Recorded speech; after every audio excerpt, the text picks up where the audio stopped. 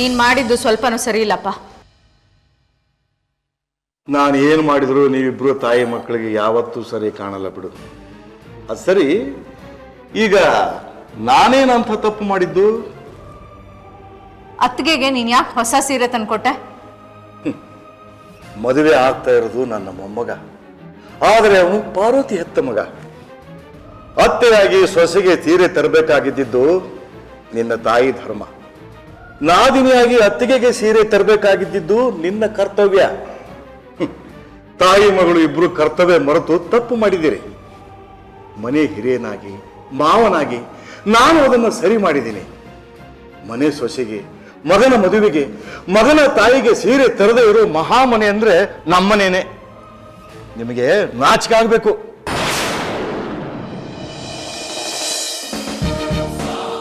ಸೊಸೆಗೆ ಹೊಸ ಸೀರೆ ತಂದ್ಕೊಟ್ಯಪ್ಪ. ಅವಳು ಅದನ್ನ ಯಾವಾಗ ಉಟ್ಕೊಳ್ತಾಳೆ? ನಿಶ್ಚಿತಾರ್ಥಕ್ಕ ಇಲ್ಲ ಮದ್ವೆಗ? ಅದ್ ಹೇಗೆ ಅವಳು ಆ ಸೀರೆನ ಉಟ್ಕೊಳ್ತಾಳೆ ಅಂತ ನಾನು ನೋಡ್ತೀನಿ.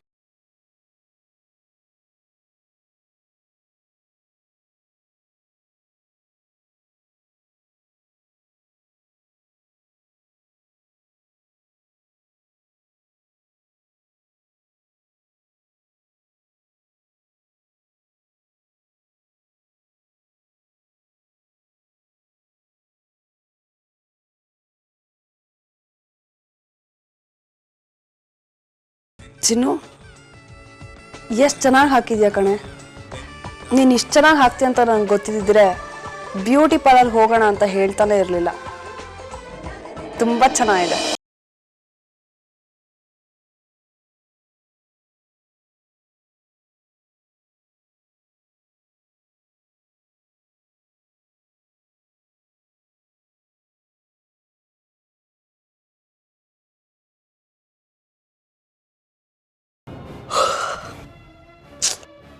ಚಿನ್ನು, ಇನ್ನೂ ಎಷ್ಟೊತ್ತು? ನಂಗೆ ತುಂಬ ನಿದ್ದೆ ಬರ್ತಿದೆ. ಅಕ್ಕ, ಇನ್ನು ಸ್ವಲ್ಪ ಹೊತ್ತು ನೀನು ಮನಿಕೋ. ನೀನು ಮನ್ಗಿರ್ಬೇಕಾದ್ರೆ ನಾನು ಹಾಕಿ ಮುಗಿಸ್ಬಿಡ್ತೀನಿ. ಯಾಕೆ ಒಂಥರ ಇದೆಯಾ? ಏನೂ ಇಲ್ಲ ಅಕ್ಕ, ನೀನು ಮನಿಕೋ.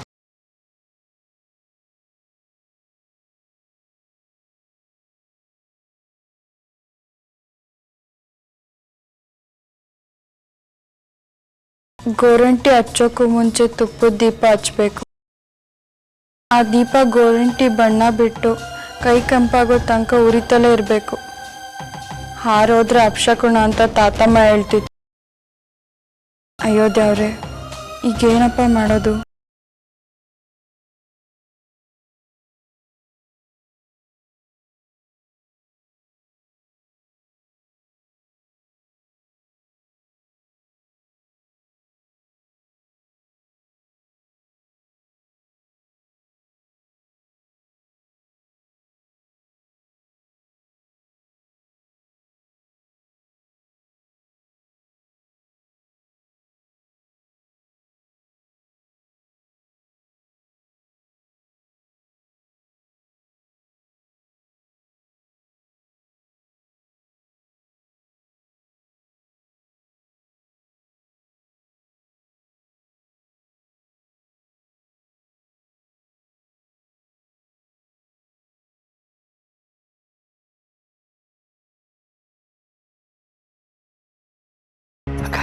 ಎಲ್ಲಕ್ಕ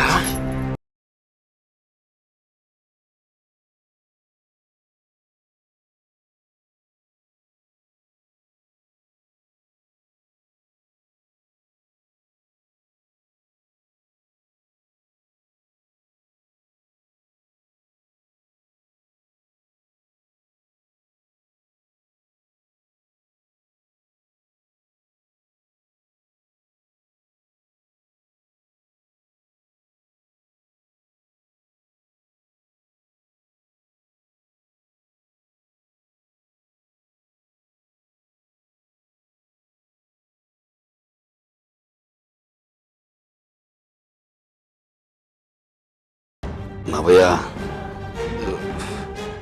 ಭಯ ಆಯ್ತದೆ. ಎಬ್ಬೊಡ್ಡೆತ್ತದೆ.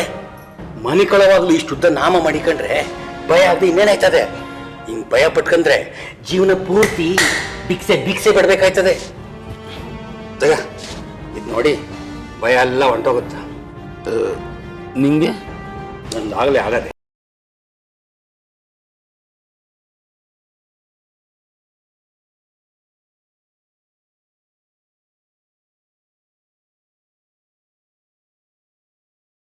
ಸರಿ ಬಸ್ಸಿ ನೀವಿಬ್ರು ಇಲ್ಲೇ ರೀ, ಒಳಗಡೆ ಪರಿಸ್ಥಿತಿ ಹೆಂಗದೆ ನೋಡ್ಕೊಂಬತ್ತೀನಿ.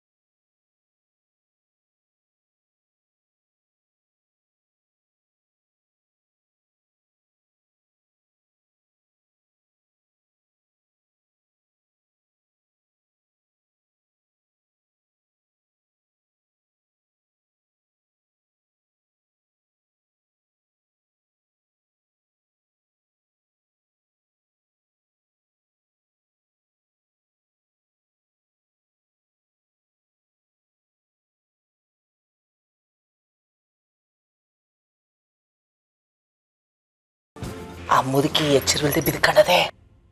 ಹಾಲ್ಗೆ ಹಾಕಿದ ಔಷಧಿ ಕೆಲಸ ಮಾಡದೆ. ನೀವಿಬ್ರು ಹೋಗಿ ನಿಮ್ ಕೆಲಸ ಮುಗಿಸಿ ನಡ್ರಿ.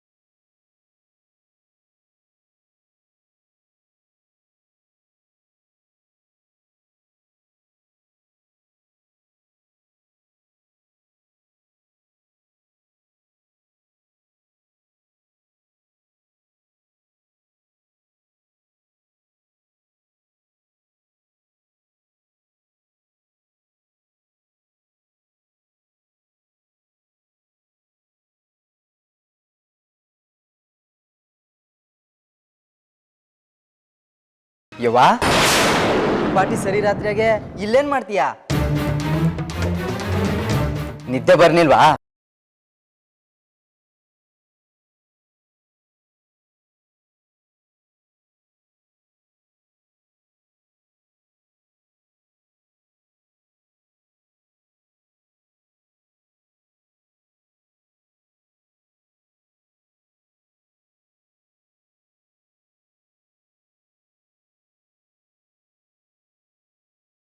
ಅವ್ವಾ ನಾ ಕೇಳ್ತಾನೆ ನೀವು ಸುಮ್ಮನೆ ನಿಂತ್ಕೊಂಡೇ ಇದೆಯಲ್ಲ. ಈ ಪಾಟಿ ಸರಿ ರಾತ್ರಿಗೆ ನಿಂತ್ಕೊಂಡು ಏನ್ ಮಾಡ್ತೀಯಾ ಈ ಪೀಡೆ ಪಿಸಾಚಗಳು ಓಡಾಡೋ ಟೈಮಲ್ಲಿ? ಅದು ಯಾಕೋ ಅದೇ ತಾವ ಒತ್ತಂಗಾಯ್ತು ಕಣ್ಲ, ಅದಕ್ಕೆ ಇಲ್ಲಿ ಬಂದು ನಿಂತ್ಕೊಂಡೆ. ಅವ್ವಾ ಆ ಪಾಟಿ ಹಸಿ ಖಾರ ತಿಂದ್ರೆ ಇನ್ನೇನಾಯ್ತದೆ? ಬೇಡ ಬೇಡ ಆ ಪಾಟಿ ಹಸಿ ಖಾರ ತಿನ್ಬೇಡ ಅಂದ್ರೆ ಕೇಳಕ್ಕೆ ಇಲ್ಲ. ಏನೇ ಹೇಳು ನಿಮ್ ಬಸ್ಸಿ ನಾಲ್ಗೆ ರುಚಿ ಜಾಸ್ತಿನೇಯ.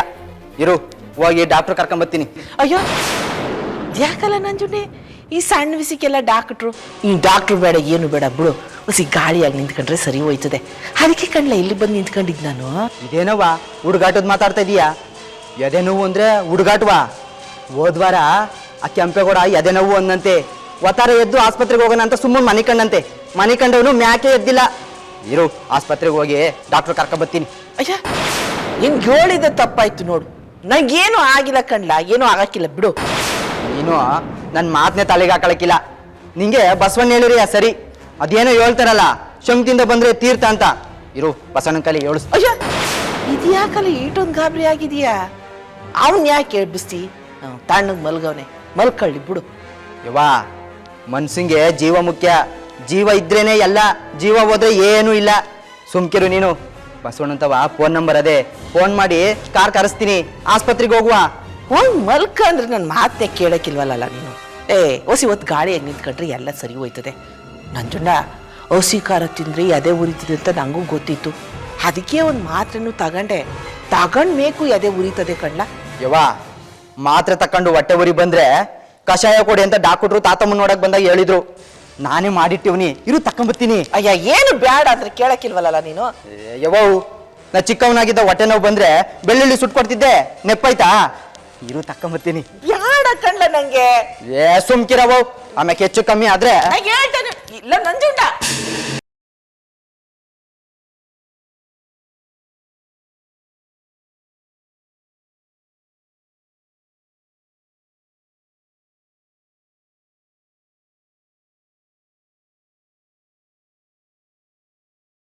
ಯವ್ವ ತಾತಮ್ಮ ನೋಡು ಒಳ್ಳೆ ಮಗ್ಗಿನಂಗ್ ಮನ್ಗಿರದ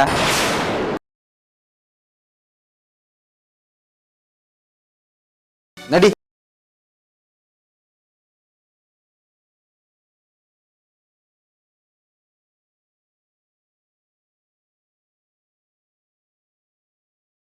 ಕುತ್ಕ ತಕ್ಕಳೆವ ಕುಡಿ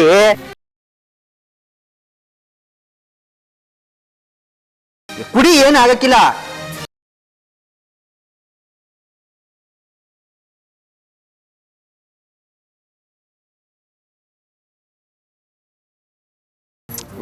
ನೀನೊಂದು ನೀಟ್ ಐತೆ ಕುಡಿ